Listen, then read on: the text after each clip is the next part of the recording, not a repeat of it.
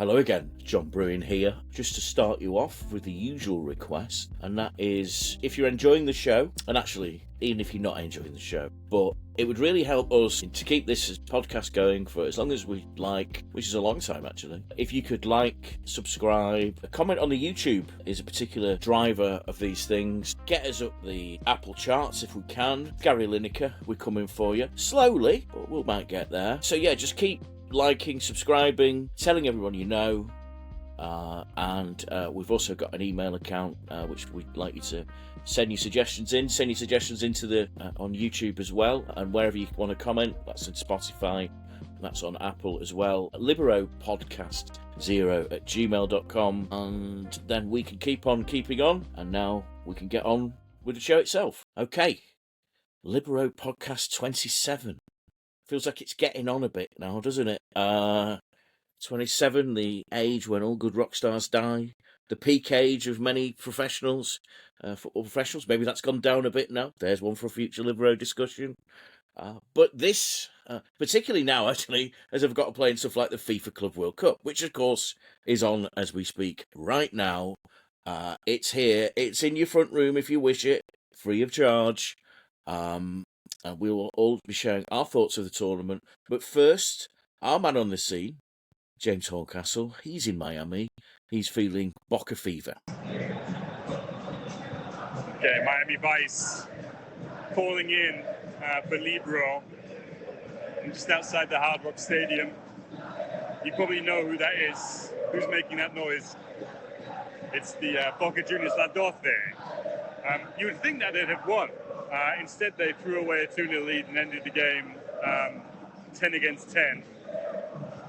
But they gave us the best game of the tournament so far, and I think one of the reasons for that is because they made a Club World Cup game feel full Copa Libertadores.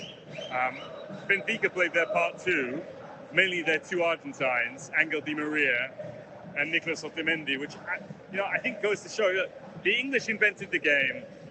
The Argentines kind of invented the love, the passion for this game. And that's exactly what this kind of ersatz empty tournament really needed. It needed filling with this kind of love and the kind of beat to the drums of these Boca fans right now. Just to shake everyone out of the kind of ennui that I think everyone felt when this kind of tournament neared on the horizon. Saying that, I've enjoyed covering it so far, covering it at the stadium itself, because Miami, where I'm based, is so sprawling, it's so big, that you do feel quite detached from anything. Now, Boca changed that by storming Miami Beach on Monday, but for the first week, you could be forgiven for thinking that there isn't a tournament going on. If you turn on the main sports channels or go into a sports bar here in the US where they've got ESPN, well, ESPN doesn't carry the Club World Cup. There's been the US Open on. The Florida Panthers are in the Stanley Cup final, which kind of means something to Floridians, even though it's kind of weird how I'm stood outside in this hot and humid climate and they love ice hockey. And there's big stuff going on around the world with Iran, Israel, and there's some pretty interesting stuff going on here in the States as well. So you do feel like, there's nothing going on. And also the Hard Rock Stadium itself, well, it's not in Miami. It's in Miami Beach, which is actually really hard to get to. There's no public transport here. That's why there's 26,000 parking spaces. And so it's only when you get to the stadium that you get a sense for this tournament. And both of the games that I've attended, there's been a really good atmosphere. Maybe that was a bit of a surprise going to Inter Miami against Al Ahly, because we'd read all of these reports going into that game about how the turnout was going to be so low, and instead it was at 93% capacity. And I didn't get the feeling that it was full of tourists and plastic fans either. Al Ahly, their kind of Egyptian diaspora, they were noisy, not quite as noisy as the Boca fans, but Boca are, they set the benchmark for world football in that regard. And also the Inter Miami fans, they were part of the Vice squad. They were very they played their part as well. So you feel like you come to games that are real, are meaningful to the supporters in attendance and to the players who are playing them, and so yeah, it is interesting, hearing and reading the reaction back home, because we know all about the flaws of this tournament, and kind of the ego behind the Infantino Bowl. But you know what? People like football. I am strangely optimistic and positive about this tournament. Maybe I'm pushing against the cultural current.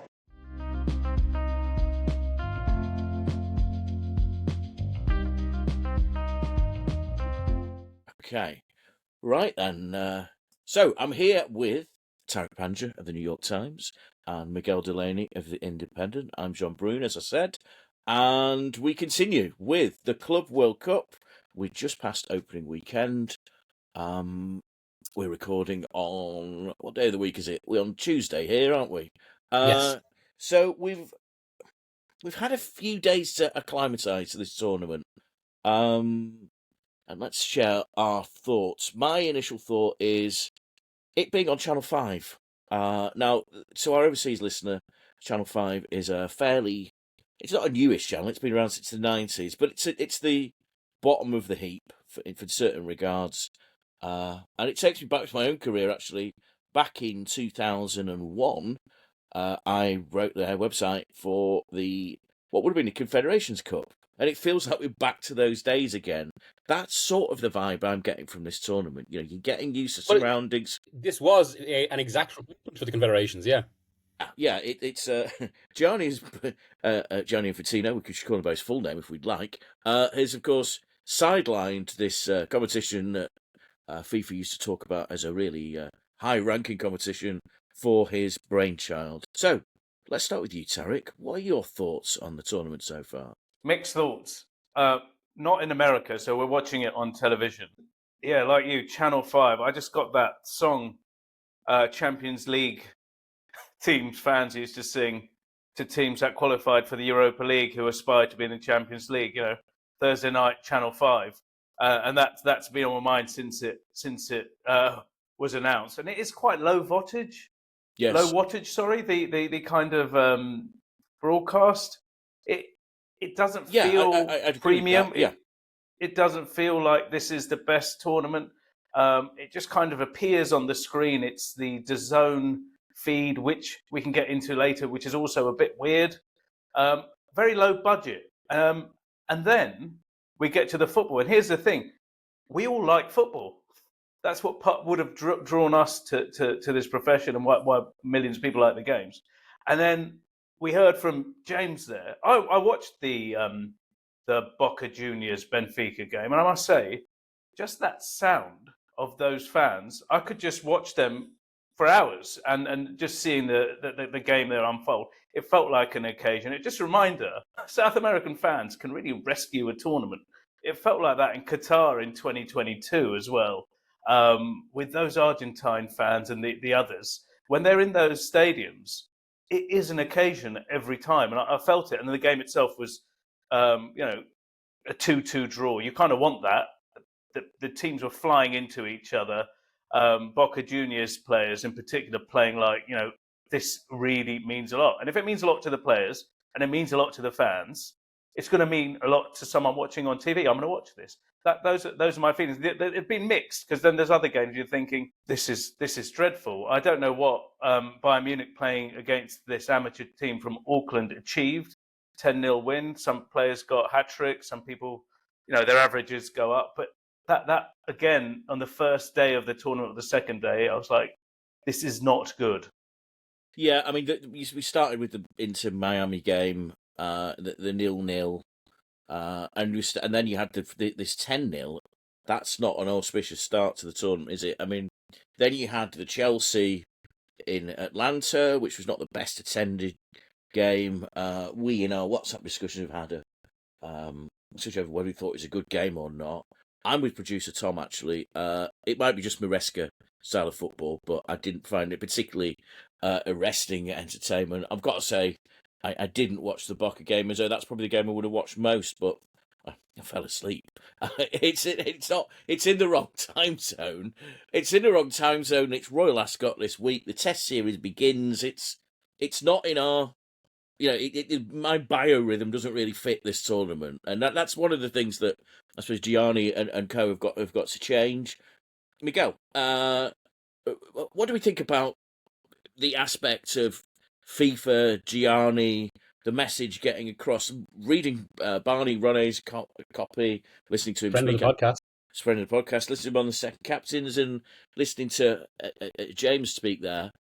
It's obviously different when you're there. It's obviously different. And listen, you're in America, and for all that we can criticise America's politics and stuff, all of us have been to America and had a great time because you can. It's America, right? But it's funny on that as well. Actually, there's a American journalist, myself and Tariq know, and he was was in Philadelphia, his home city, long time football fan, and he was talking about kind of the joy he felt to finally see some kind of like defined football culture in Philadelphia. I think it was the Flamengo fans, and I suppose that's. I mean, that is very much, I suppose, what FIFA are trying to do in this sense, because I mean, we spoke on the last pod about the land grab and all this. I again, like Tariq, I've got conflicted feelings about the tournament. We've gone into kind of the potential motivation, how it's been put together, how it's come about. But on the other side, there is the football itself. I have to say, I did quite enjoy, after all the razzmatazz and the very Phil Neville word, all the kind of the big build up, the colour of the opening ceremony. And then you get in vintage football fashion, the most opening 0-0 draw of opening 0-0 draws, like you used to always see in tournaments. And I mean, Rory made this point in the WhatsApp group, the way for all the attempts to build up football as entertainment, its virtue is it's still resolutely sport. And teams will approach it in ways where they're trying to get a result, which actually adds, I suppose, an element of authenticity, something that has felt a little bit kind of, it's as if it's kind of retrofitted football or trying to recreate something that's not necessarily there. Or like, again, a point we've made in the podcast before, it feels like a lot of people who make decisions in football now are trying to perpetually recreate Inter Barcelona without understanding what made Inter Barcelona, which is kind of stakes, long build-up. But yeah, I suppose Tariq touched on with the kind of meaning of Boca there. Maybe life or football finds a way. As I said in another film coming out this year. I suppose it's the tournament has foundations built on sand, the sand of Saudi Arabia, you might say. Those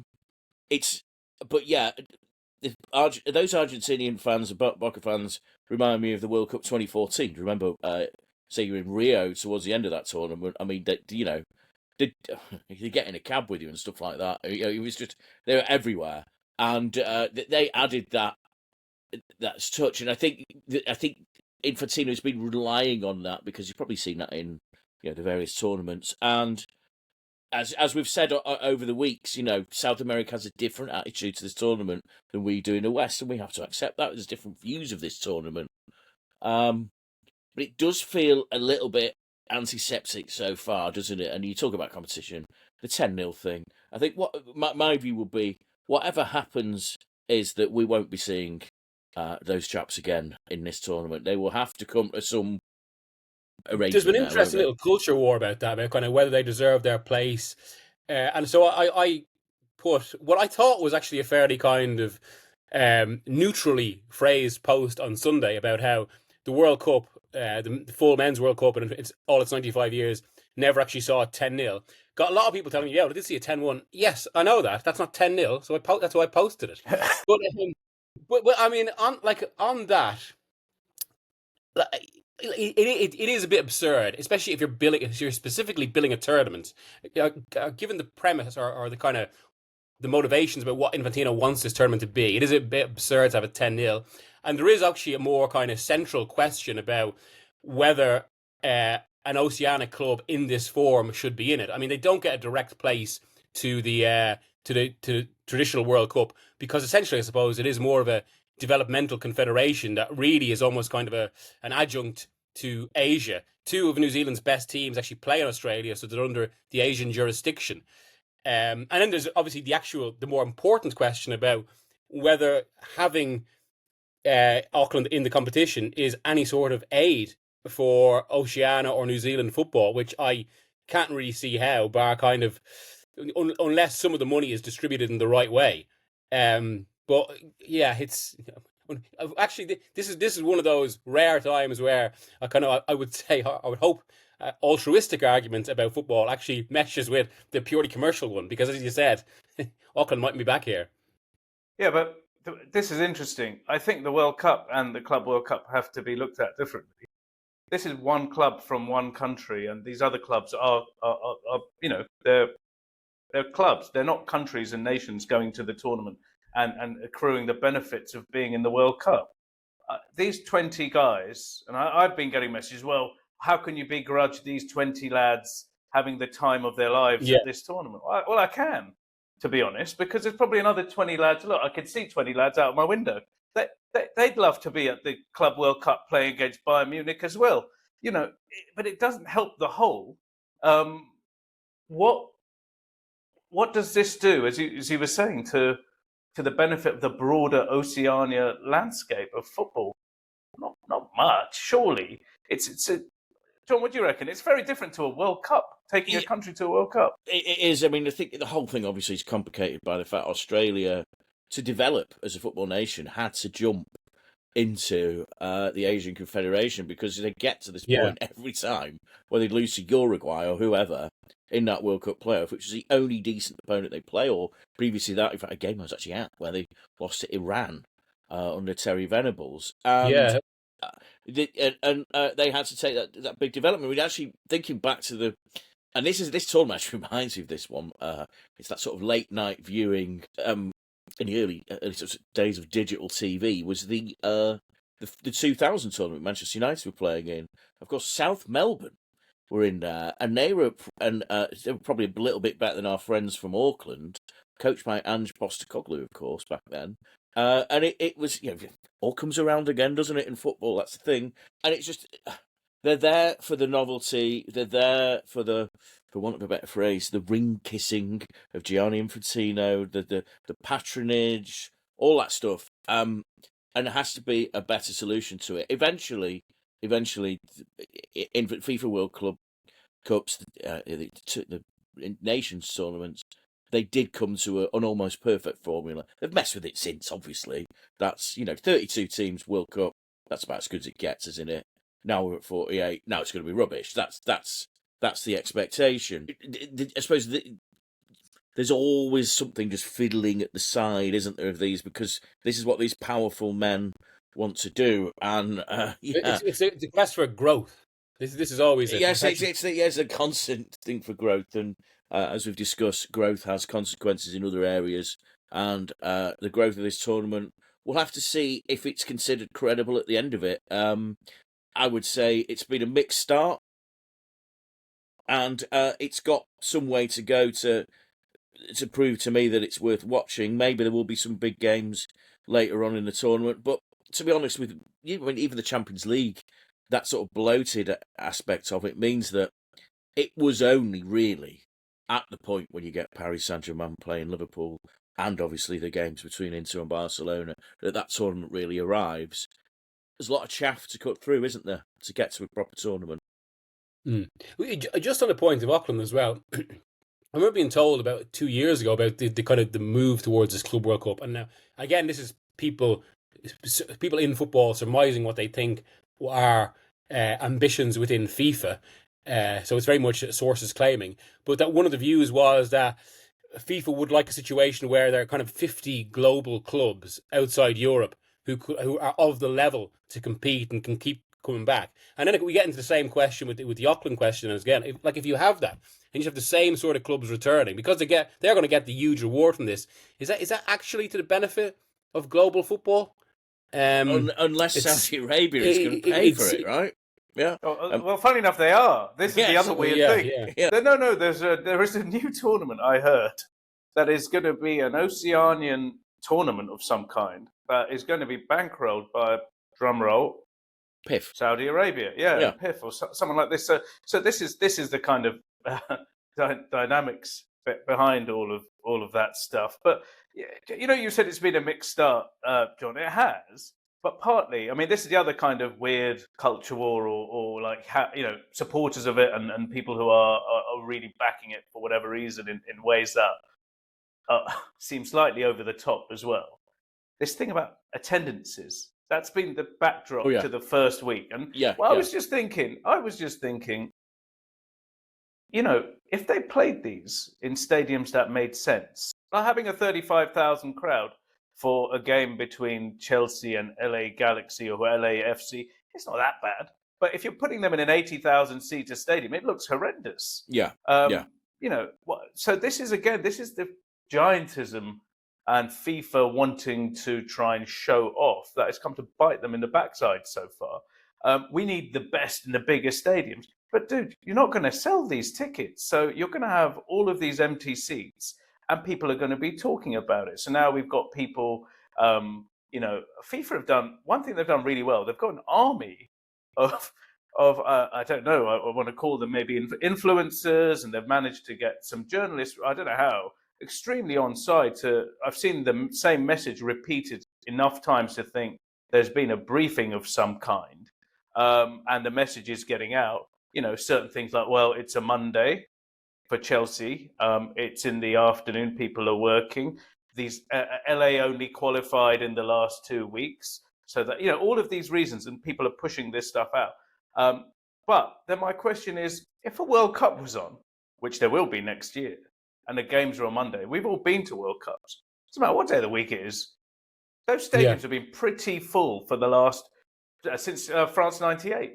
Well, it's a bit Euro '96 is what it reminded me of, because I was living in Sheffield when Euro '96 was one of the host cities. I remember watching a game being played at Hillsborough, not far from where I was living, and looking empty and thinking, you could have shifted those tickets or go to Old Trafford as a Manchester United regular and seeing it not sold out for the first time that I can remember since the late 80s. Yeah, this is what... Let's not go back over Euro 96. That's the one thing we agreed between us, didn't we? But it seemed that this argument, it's Monday afternoon in Atlanta. There's a lot better things to do. I'm not really sure that was the case. It was just that it hadn't been sold to the public. I don't think Atlanta is the biggest soccer city.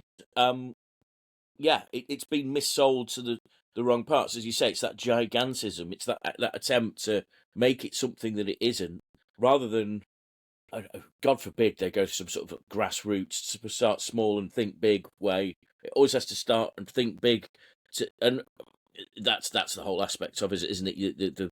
The money, and of course, I mean, we mentioned PIF before. The adverts of PIF around they were looking resplendent, weren't they, during that Chelsea game? But on that, I mean, exactly on that kind of it has to be kind of the biggest yet. It feels like some of that actually reflects the formation of the tournament, where it was kind of like, impose or decide something, then worry about the kind of reality of it later. One of them being, of course, like the very reason Messi is here, say. And similarly, obviously they went for the biggest stadiums they could, as you say, but also, what was it, within 24 hours of the tournament starting, FIFA, a FIFA statement came into all our inboxes about the resounding success. We hadn't even seen a game with both teams scoring yet. They couldn't just let it breathe. They had to say it and then say it, and it might come. It's not at the end of it. It's content, isn't it? And FIFA now sees itself as a content provider, and this is content, and content makes money, and that's the same for every, aspirant billionaire is content. It used to be king, but it's still a good way to drive stuff, and you may as well have an AI tournament at a certain point, might you? I mean, AI could replace those lads from Auckland, couldn't they? It's okay. Are we keeping an open mind, no chaps? Are we saying that the opening weekend was always going to be shaky? Some of our doubts are going to be proved, but we're going to watch the rest of the tournament, or are we giving up on it now? No, I mean we have been watching it, to be fair, and I'm prepared to it's like with anything, I suppose, or any tournament in that sense. You're prepared to give the football itself a fair whack, especially when it does mean something to the South American clubs. I think the view that we have to take from it is actually putting it in its appropriate context, which is I do. and like, I think the last rounds of this. I think quarterfinal on. I think we're going to be. I've been watching it. There's football on, so I'm going to watch it. But I think the knockouts, and if the teams are going to go for it, and the fans are in the stadium, and there is a prize, and we saw it with the Nations League. We talked about it maybe last week or the week before. The way this tournament that was imagined into being not that long ago, these teams really wanted to win it, and if you got those elements, fans inside the stadium, the atmosphere there, the players who really, really want to win this thing, high stakes, you're going to watch it. It's like a recipe for anything. There's certain rom-coms, there's certain things you got to hit, and that movie works. Or this is a tournament with teams that are going to want to win the trophy at the end. So the knockout, I reckon, will be successful. But when we get to that point, we can't forget this bit before, and that's what's going to happen. We're gonna say, all you guys were naysayers, but look at this. That was an epic 4-3 win in the semi-final for whoever, and you said this tournament was going to be. But hang on, guys, we've got to go through 60-odd games to get to this point. We have to look at it in the round. And the Champions League is the same now. I mean, I had the same feeling last season when after the group stage ended the Champions League, people going, "Oh, this has been a great success." Has it? Like a lot of it was just empty games. Well, they told you it had been a great success, though. Yeah, that's the same thing as you said. We are told by certain organs that these things are a great success. Again, we go back to Qatar 2022. Oh, this is a great success. Well, I seem to remember the first couple of weeks being a bit ropey for certain incidents going on around and outside the football. That meant it was quite an unhappy tournament. By the end, all these roses because Messi gets his win and all the rest of it. But as Tariq says, the most important thing is to place it all in context and to see as it goes as a whole. Now, let's end it there, chaps. I'm sure all of us as a collective are going to go back to this jamboree for Gianni. But let's get on with what the summer is actually really about.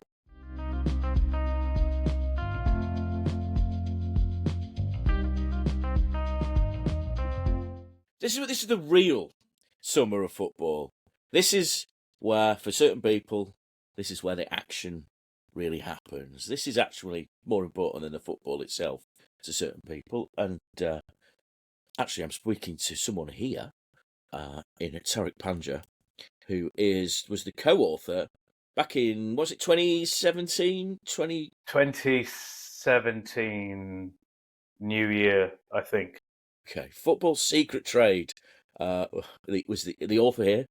And that looked into, the transfer business at that time, which was your third-party stuff, scouting, stuff like that. I was looking at the guy it highlighted in your intro to that, Walter de Silva. Have you kept up with his movements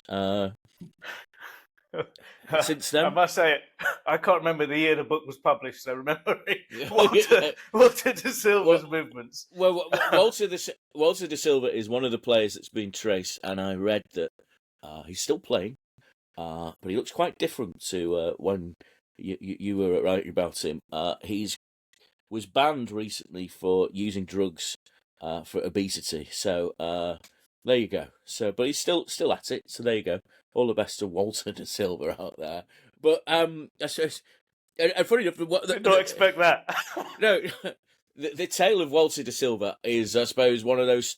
That's the heading of the show. The heading of Walter de Silva, which I think actually is, which is the point Tariq's book is driving at, is the dark side of that industry. Really, not everyone is Florian Wirtz, Bayer Leverkusen to Liverpool, is it? And yeah, so Tariq. Obviously, the book was written back in 2017. You remember? How have things changed since those halcyon days? Well, that book was about how investors had found a new way of dragging money out of an industry, and here footballers were completely commodified, chopped up into little pieces in a figurative sense, thankfully, and you're hoping to trade. They were almost moving around without having any agency, in a sense, and there was very little transparency. Money moving to bank accounts in offshore locations, and I guess in some ways some of that has gone. But the idea of these guys as pieces of meat to be farmed and then to be profited from for external parties, that some of that still is in the transfer market as we know it now. And the idea of third party ownership, these mystery investors being banned, which is what happened just around the time we wrote the book. What's come to pass now is that I think it's back, and I say this because FIFA, under pressure from certain regions and from certain clubs, said, "Look, we're not going to allow investors or let's call them third parties as they would to buy stakes in footballers. But what we will allow is for footballers to own stakes in themselves. So not necessarily own stakes, but have a percentage of their transfer rights. So if you're a good footballer in, say, Brazil, and you know there's probably going to be a move ahead of you, and you know the club's going to profit, you could say, right, I've got 30% of this. The club and FIFA and football doesn't know what you're doing off the books. And what I heard, there's a flourishing industry of players selling these percentages off even before they've moved to an agent, to the baker, to the butcher, in the hope of having money up front. And this is exactly what was happening before. So I think we're about to head into potentially a new storm here, and I don't think anyone's really paying attention. No, FIFA is FIFA agency. What's the regulation on that? I was hearing actually a discussion between Joe Cole, Carlton Cole, and Wayne Bridge talking about agents, and obviously those chaps would know all about it from one end of things, and they felt that the fact that families are now allowed to represent people is the clubs quite like that because they think they can get a better deal from them rather than the more experienced agencies. Now, Miguel, both you and I, and Tariq, of course, know people who work in the more sort of corporate end of agencies where it's a proper business, it's properly regulated and so on. What's your feeling on the transfer market these days? Do you think it's changed since you came into the game? Do you think it's less of a Wild West? Do you think it's more responsible? Do you think PSR has played a bigger part in stuff like that as regulation? Yeah, I would say, yeah, absolutely. I mean, look, on Thursday we're going to discuss the well, I think a lot of people actually would be tuning in for as well, the kind of the transfer media industrial complex and kind of how it affects our job. But on that as well, it's not just kind of a separate kind of school of the media now. Almost, it's a kind of it feels like it's this kind of adjunct industry to football itself, and especially with the amount of money that flows around it, and obviously that attracts a lot of interest and creates a lot of work around that. I think there are what you probably see less of now is kind of individual agents. I think a lot of the big agencies have become very a lot of them are kind of amalgamated. They've become much more sophisticated as entities. You only have to look at the entry. So I think one of the big stories of the last few years, a lot of agencies would say, is the entry of, I suppose, proper American representation into the football market. Because, of course, this is where the money is. On the other side, I think that's offset by how big analytics has become. The way that I think it's very difficult now, especially the era Tariq is talking about, actually. That was a period where a certain strand of clubs, be it Sevilla, Dortmund, we actually mentioned them before on the show.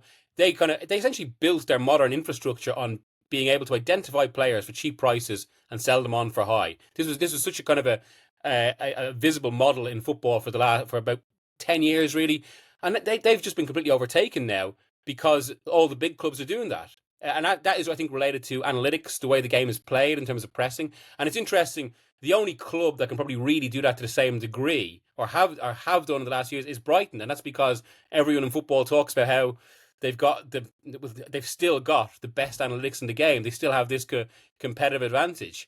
So yeah, I think it has evolved a lot. Also, another thing related to all this, from the way kind of I used to kind of get information on transfers a decade ago and reporting it.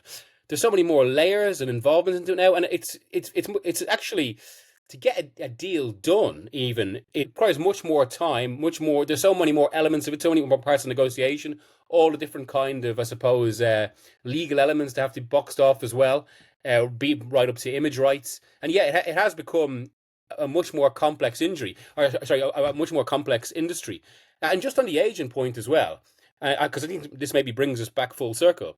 So, especially on the families and all that as well. Only 2 years ago, FIFA tried to regulate agents anew.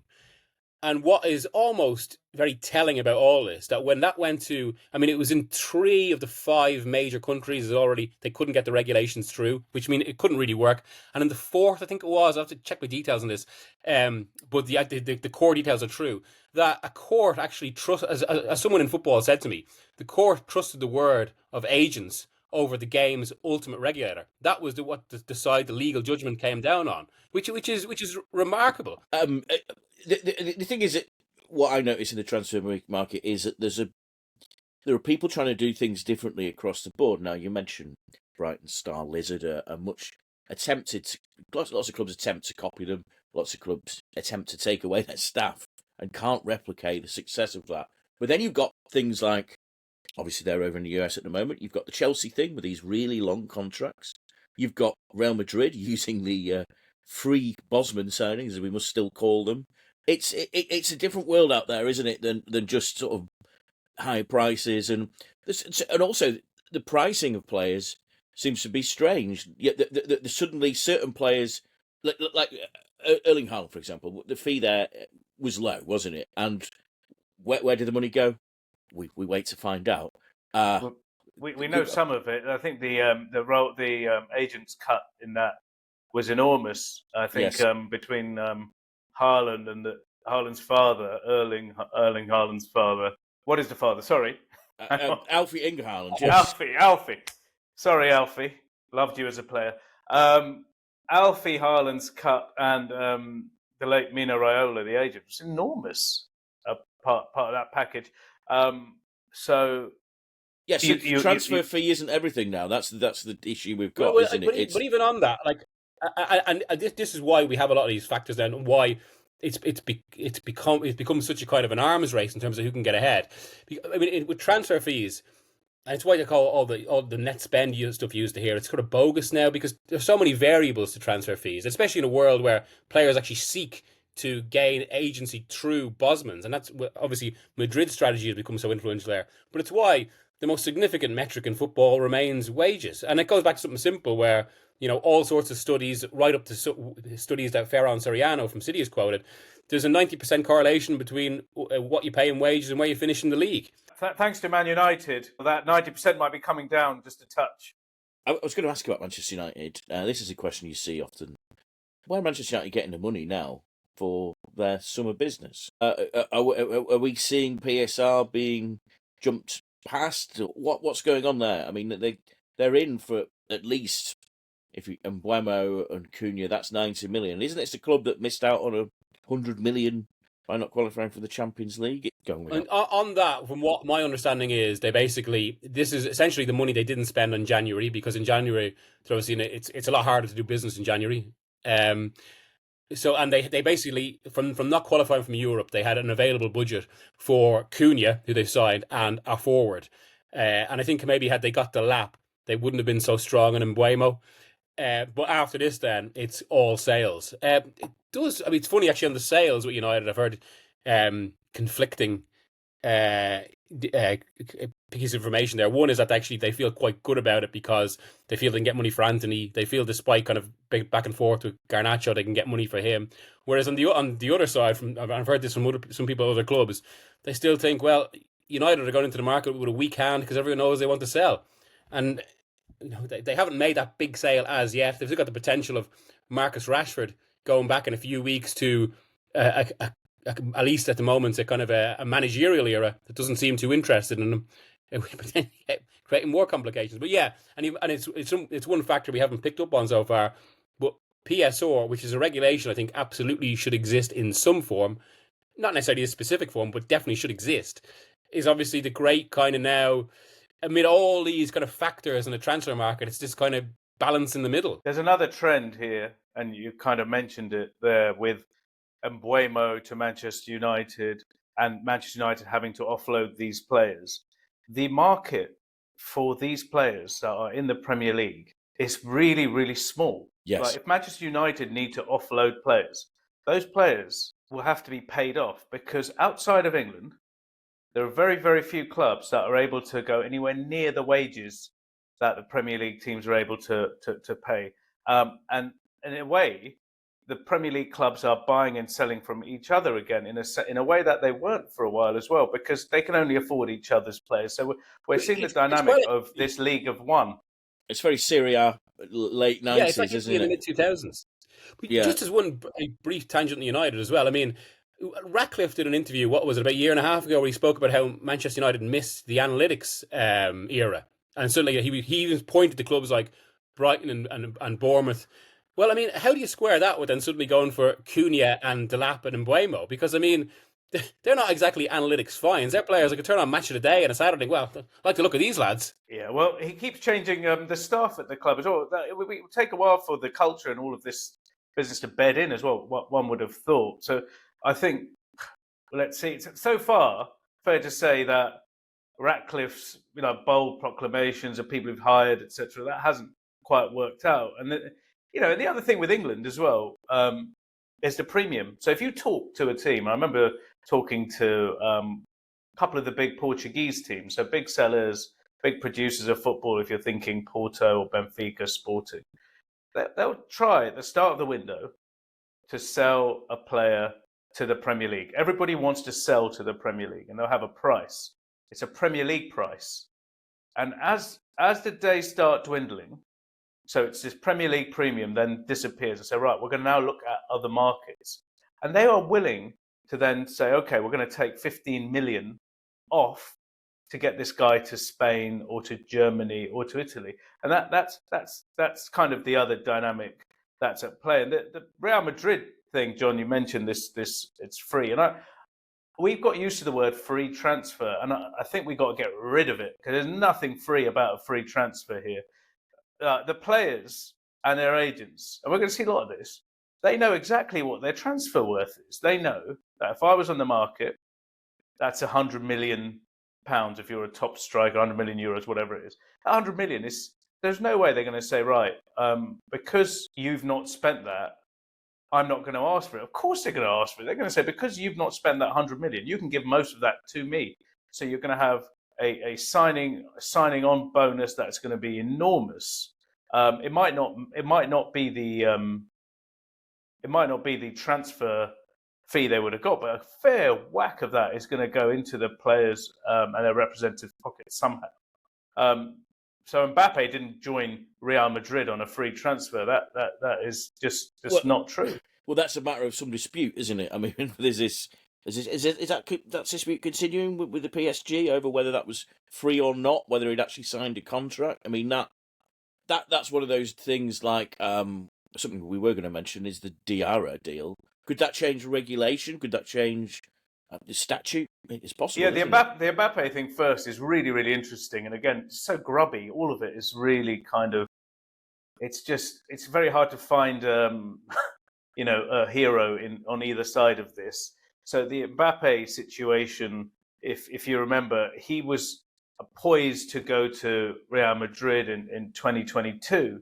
And then the President Macron of France got involved, maybe even the Emir of Qatar, and he was persuaded to stay at Paris Saint-Germain, signed what we thought was a 3-year contract with the shirt saying Mbappe 2025 on the back.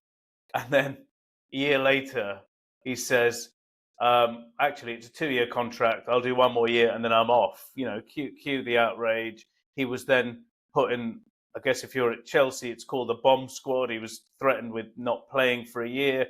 And what they said was like, look, if you want to get back in the team, either you extend this contract or and we can then sell you to Real Madrid or whoever you want to go to, Real Madrid.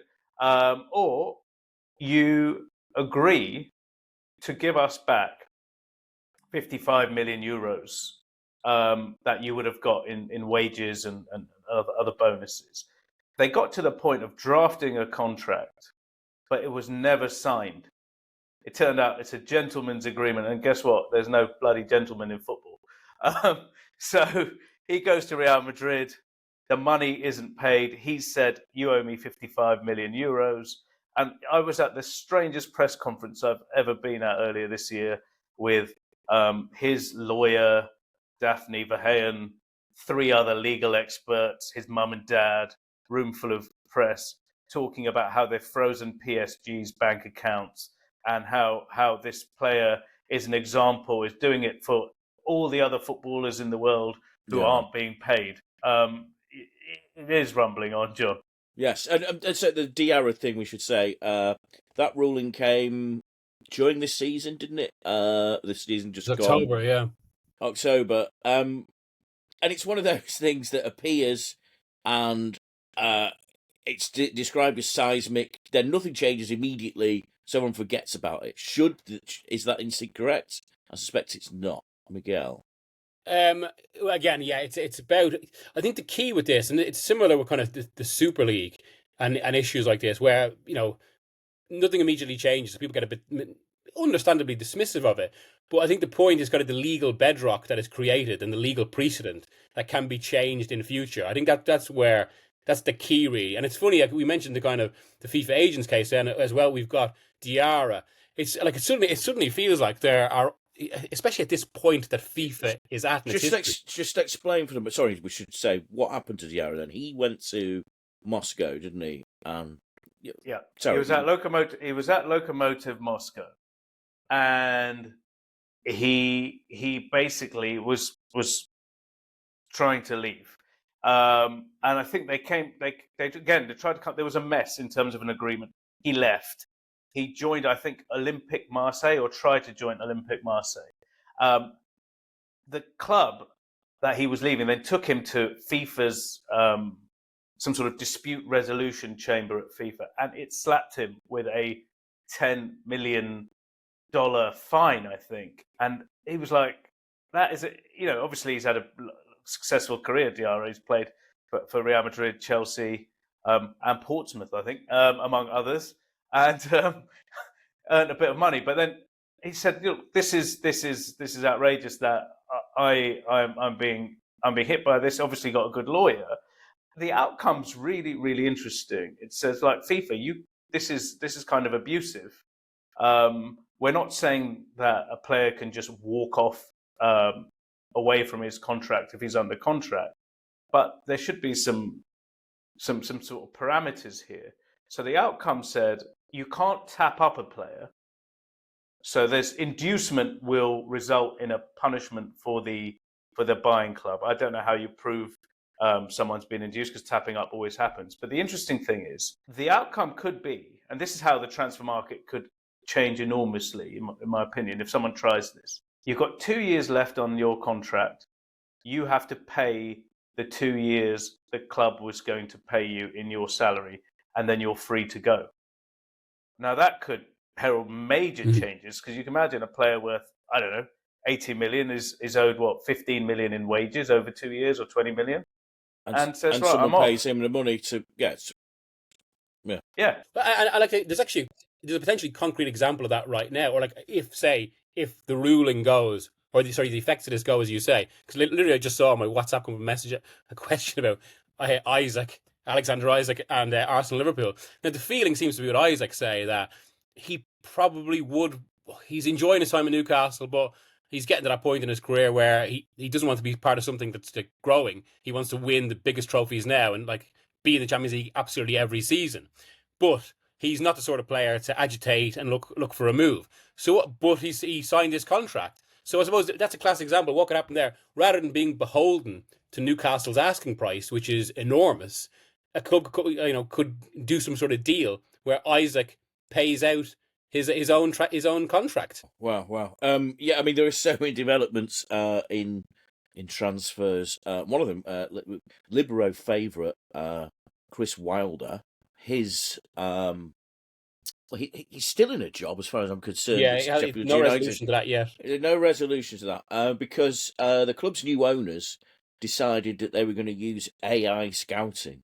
Now, Chris Wilder and AI scouting, two perhaps unhappy bedfellows there, but we things change all the time in transfers. Have you seen this? There's legal, there's technical, there's statistical, fiduciary, of course. It's all about the money at the end of it, isn't it? But it's why the transfer industry as well it's another reflection of football in that sense. In that, and Bosman was the ultimate proof of this. A lot of it is built on kind of like, in some cases, decades old arrangements, handshake stuff. That aren't necessarily like, if people were willing to test these in court, they could go like, now people don't test them in court because obviously the football industry has to function.